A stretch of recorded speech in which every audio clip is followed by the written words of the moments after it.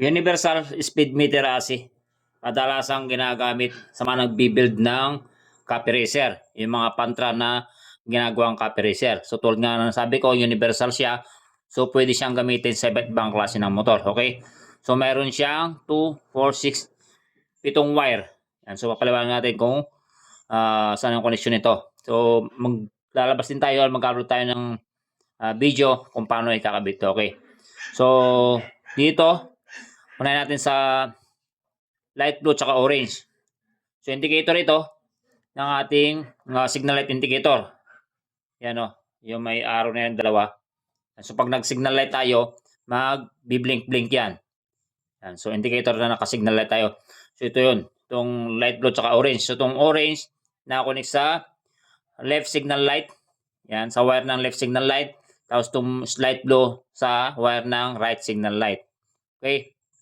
Next natin, black wire. Sa accessories wire ito. Accessories wire, nakakonek. Okay. Tapos itong green na mayroong lining na red. Yan.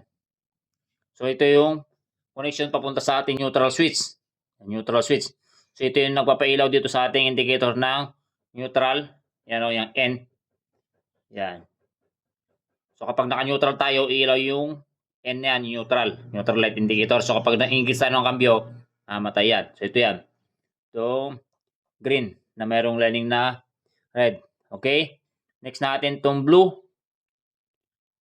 Supply ng ating high beam indicator. Nakakonek ito sa wire ng high beam ng ating headlight. Okay? High beam ng ating headlight sa may wire dito nakakonek ito. So pag naka-high beam tayo, iilaw yung indicator natin na ano, parang yung nakabukas na headlight ano. Yan, yung blue. Blue na ilaw din na yan. So indicator ng high beam natin ito yan. Next natin, itong red. Yan. So yun ang papailaw sa ating backlight nitong ating speed meter ASI. So yun, iilaw yan. So pwede natin isabay ito sa headlight natin. Sa pagbukas natin ng headlight, pwede natin isabay itong backlight natin. Okay? Tapos itong black na mayroong line na white, nakakonek ito sa ground. Ground or negative wire. So ito yung magpartner yan. Itong red tsaka itong black na mayroong line na white. Okay? So sa mga gusto mag-order ng ganitong universal speed meter ASI, lalagay ko sa comment section yung link. Yan. Okay?